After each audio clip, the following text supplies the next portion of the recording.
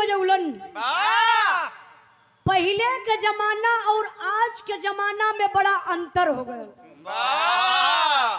लोगन का सोच बदल गई। पहले बियाह हो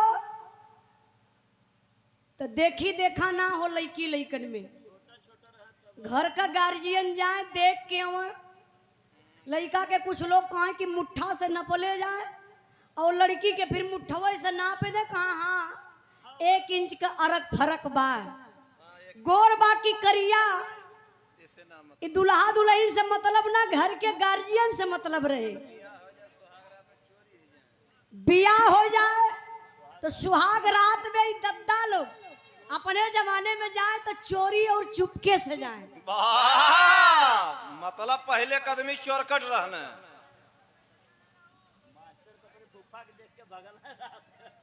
पहले कदमी चोरकट नहीं, संस्कारिक रहे। आज भी संस्कार बा लेकिन थोड़ा से ओपन हो गल बा। पहले लोग चोरी से गोड़ दबाई के जाए, लेकिन आज के जमाना में इंद्राज भाई सुहाग रात का वो बेड सजावल जाता, पूरा परिवार नात हित मिल के बढ़िया से बकायदे बेड सजावत हुआ। जौने रास्ते से दुल्हा दुल्हन नहीं है वहाँ पूरा फूल बिछावल जाता, ताकि सबके ही पता चल जाए कि अभी सुहाग रात में प्रवेश करत हुआ, सुहाग रात मनावल जाता हुआ। लेकिन बाह रे चाचा दादा लोगन का जमाना, कोनो मर्द पहुँचल अपने कोठरी में, मेहरारू तो देखले ना रहल अपने दुल्हा के, बेचारी डेराई गई। डेराई के कहत का बा मास्टर साहब, इसी भाव पर सम्मान की हमारे बड़े भैया सनातन दुर्गेश यूट्यूब चैनल प्रोप्राइटर बड़े भैया दुर्गेश विश्वकर्मा जी लगातार पुरस्कार देके आप सम्मान किए, बहुत बहुत धन्यवाद। अच्छा बच्ची लोगन का, अच्छा वो लालचंद बाबूजी के आप सुपुत्री नीलू यादव बाबूजी की तरफ से छोटी बच्ची, यार बाबू भी कहा तब वो चली। अरे मनोज भैया आ गए, हम कहीं बहन बाहर है। और एक बहनी रही, उनका क्या नाम रहा, कैलाश नाथ के नाम से सम्मान के लिए 100 रुपए का पुरस्कार। आप लोगों का आशीर्वाद लगे, पढ़ लिख के समाज में नाम रोशन करें। लल्लन पाल मिस्त्री आपके तरफ से 50 रुपए का पुरस्कार, बहुत बहुत धन्यवाद। आप स्वतंत्र यादव थानापुर नेताजी की तरफ से 100 रुपए का पुरस्कार। लालचंद यादव क्षेत्र पंचायत सदस्य रुद्रापुर की धरती से 100 रुपए का पुरस्कार देके आप सम्मान के लिए। अच्छा कुमारी आंचल रुद्रापुर के धरती से बहुत बहुत धन्यवाद, प्रणाम। 50 रुपए का पुरस्कार देके सम्मान के लिए। देखा मर्द रात में गए हवा, मेहरारू अपने मर्दे का चेहरा बेचारी ना देखले बा, तो रात तब मर्द बिताए हल। सुबेर भयल बेचारी दुल्हन बा, सास ननद बैठल यही मुस्कियात है, शर्मात है, हल्का से ऐसे पल्लू जब हटल घुघुटवे में ननद का निगाह पहुंचल। ननदिया पूछलस तो भौजैया बतावत बा, का बतौलस,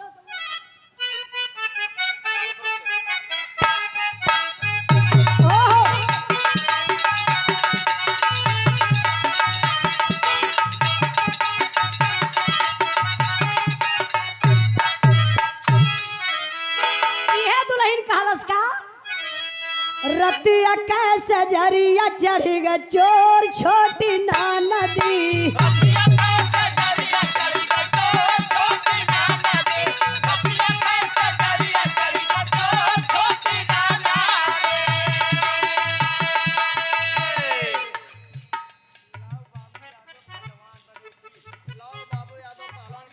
लव बाबू यादव पहलवान कारीगर।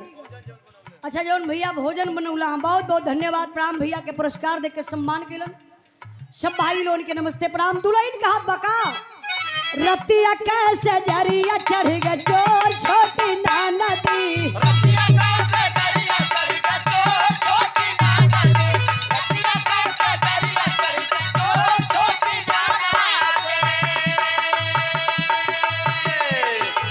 जहाँ सा बोले ला रपिया जहाँ सा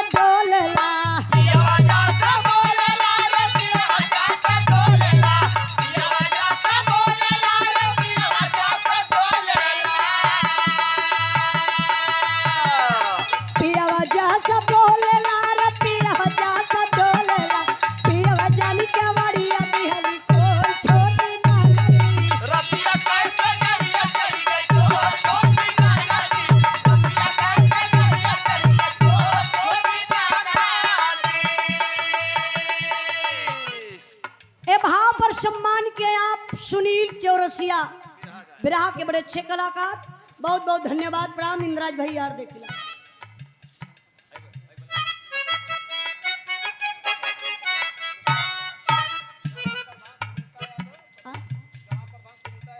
ग्राम प्रधान सुनीता यादव, पत्नी अखिलेश यादव, विधानसभा अध्यक्ष समाजवादी पार्टी से, फूलपुर के धरती से 100 रुपए का पुरस्कार, बहुत बहुत धन्यवाद प्रणाम। हाँ, रूबी यादव, अच्छा रूबी रुचि रुदापुर, बहुत बहुत धन्यवाद। आई कहना है हिमांशु यादव, अशोक पाल, विकास आहूजा, सुनील कुमार यादव, अभिषेक शर्मा, सभी दोस्तों के साथ ये पुरस्कार देके आप सम्मान करें।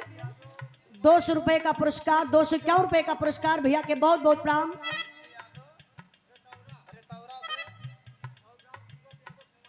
अनिल यादव रेतौरा से और राम सूरत यादव ओमाडी के धरती से, ये 500 रुपया में से 200 हमके, अरे भैया घबरा मत, 200 हमके लेवे के, बाकी पैसा वापस देवे के, वापस आपके लेवे के, 300 वापस कर दा। ईमानदारी का सौदा रही भैया। कहाँ गए मनोज भैया? लगा तो भाभी का फोन आया। कहना भाई पिया वजह से बोलला रे, पिया वजह से बोलला,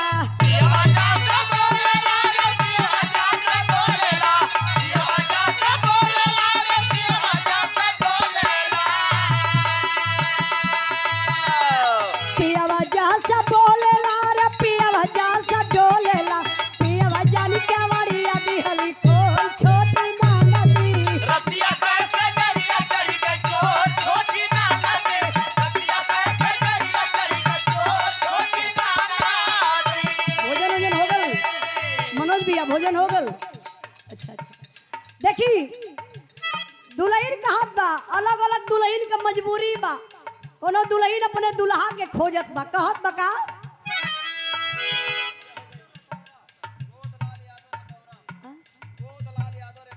गोदलाल यादव रेतौरा के धरती से सम्मान के लिए भैया 100 रुपए का पुरस्कार देके बहुत बहुत धन्यवाद प्रणाम। देखी मेहरारू सुहाग रात बिता ले, 2-4 हफ्ता 2-4 साल चलल, अब मरद जबले बियाह न भइल तबले तो बहुत छौकल, बड़ा काली के मन है कि हमार बियाह हो जा, अच्छी मेहरारू मिल जाए। जब बियाह हो जाई साल भर बीत जाई, तब कीरी मर जाले खुद। हमारे बड़े भैया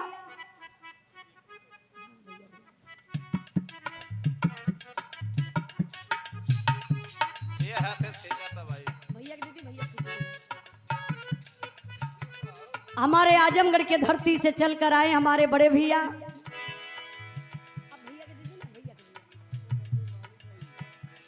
हाँ अरे भैया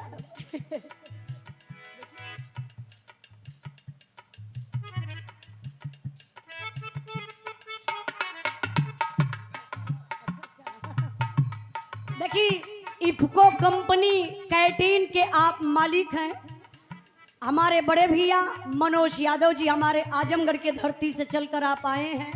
हमारे मनोज भैया का आप साला रला, आपके तरफ से 500 रुपए का पुरस्कार और 2000 रुपए का पुरस्कार देकर के सम्मान किए। अच्छा हाँ 100 रुपया इधर भी बात, 2101 रुपए का पुरस्कार देकर के सम्मान किए हमारे मनोज भैया आजमगढ़ के धरती से चलकर आप आए। एक बार जोरदार ताली बजा के आप लोग स्वागत सम्मान करिए। इफको और तो बीतल बड़ा बढ़िया से, लेकिन साल भर के बाद मर्द मेहरारू में टून फून होके लगल, टून फून भल तो मास्टर का भयल,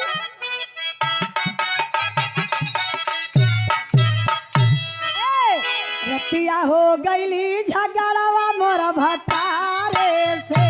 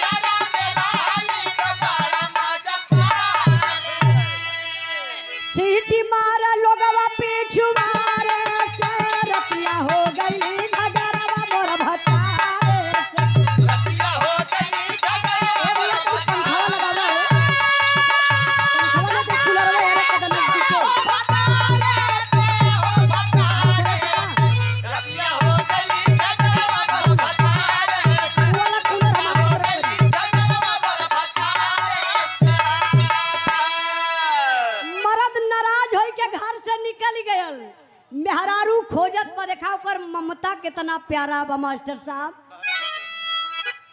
ऊंची ऊंची सड़किया गलिया नीचे हो बलमुआ मर हेराई गइल नाना दी।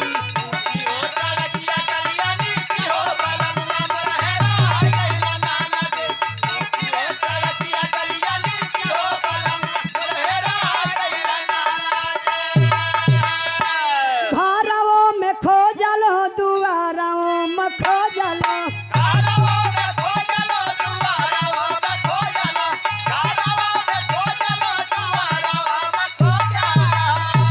खेतवो में खोजली खारी हानवो में खोजली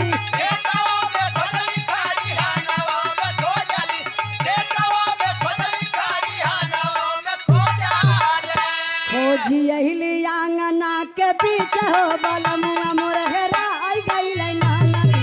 खोजी अहिली आंगना के बीच हो बलमुआ मोर हेराई गइल नाना दी। खोजी अहिली आंगना के बीच हो बलमुआ मोर हेराई गइल।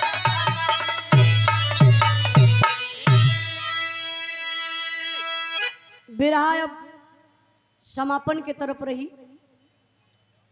एक बिरहा और आप लोगों की सुनावत बनी। अच्छा ठीक है, ठीक। बिरहा के आखिर में सुना देवे। हाँ, बिरहा के आखिर में। ठीक ठीक, तब ले बैठल जा। आइए एक बिरहा आप लोगों के पारिवारिक और सामाजिक सुनावत बनी। अगर बिरहा सुनल चाहिए तो नहीं तो जल्दी में अगर आप लोगों के जाए को तो 5 मिनट का लोकगीत गा दी हम। अब 5 मिनट का राकेश भैया गा दे। हमहू की लगता कि अब निर्गुण यहाँ से भी हो जा बाहर से भी हो जा। काहे से बिरहा का टाइम ना दिन का कार्यक्रम रहेला तो वह मूड बनाए के लोग वाला के का बिरहा सुनल जाई फिर निकल जाए जी। जब रात भर का कार्यक्रम रहेला तो आप लोग घरे से मेहरारू से छुट्टी ले के वाला के रात भर आज बिरहे में रहे के बाद। अरे मेहरारून का प्रकोप बहुत बढ़ गया भैया। ए भैया ए कहाँ जात हुआ लोग दाब के बैठावत हुआ। देखा वो हमार बतिया ना सुनत हुआ। बिया हुआ भैल है ना। अरे मेहरारू से आजकल सब डरा था। वो का है? हम बतावत हिला तनी इनाम बोल ली ताकि आपो लोग सतर्क रही। ग्राम प्रधान सुनीता यादव पत्नी अखिलेश यादव ग्राम विधानसभा फूलपुर प्रयागराज समाजवादी पार्टी से 100 रुपए का पुरस्कार। बहुत बहुत धन्यवाद। प्रणाम प्रणाम। अरे मंगल एक आध माला देता हम इनके पहिरा दे तब ना अच्छा लगी। आके के पहिरा ले आपो तो हम आपका स्वागत करें। अपने बिरदरिया के एकदम खोजत रहली।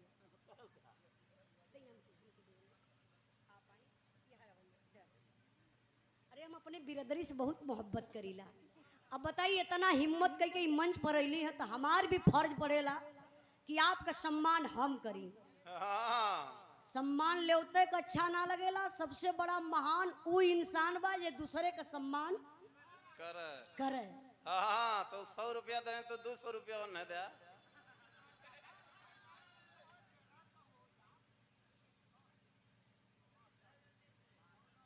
इनके बाती में से पैसा रहे।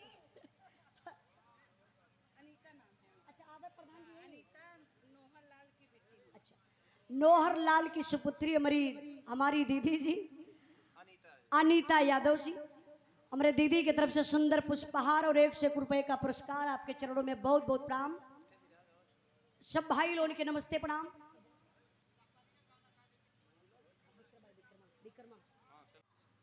ऐसा मौका कबो कबो मिलेला जब बिरहा दंगल रहेला तो घर से खाए के आए के बैठे के पड़ेला। जहाँ दोनों व्यवस्था रहेले वहाँ और बढ़िया लगेला। खैबो करा बिरहो सुना। घूम घूम दारुओ पिया। बगलिए में हो ना भैया याद धरावत है। हेलो ए भैया थोड़ा मॉनिटर बढ़ाई। आवाज ऊपर बिल्कुल ना मिले तो। हेलो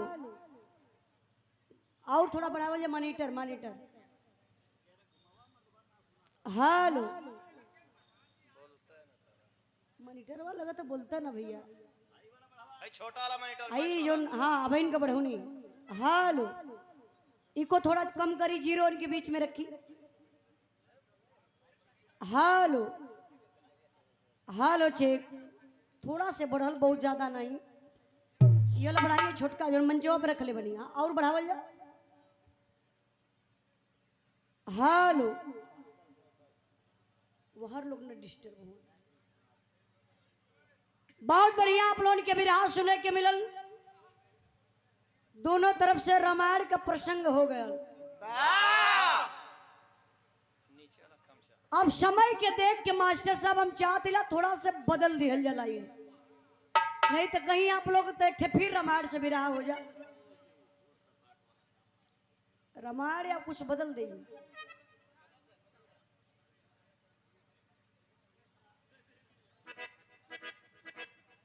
चलिए ठीक बा, जो ना मान गाई आप लोग सुनबे करी। जब आप लोगों की यार से आवाज ना होत बा तो मन अपने मर्जी से गाई। तनी से कुछ बजा दो मास्टर साहब। ओकरे बाद एक बिरहा आप लोगों के सुना दी, पारिवारिक और सामाजिक बिरहा। आज तमाम घटना समाज में घटत बा, तो आई पहले कुछ मास्टर साहब अलग बजा दा। जो लोग बीच में बिरहा के फरमाइश करत रहे, कुछ लटका झटका हो जा, तो लटका झटका बिरहा से पहले, बिरहा के बीच में कोई डिस्टर्ब न करे। मास्टर साहब आवा तो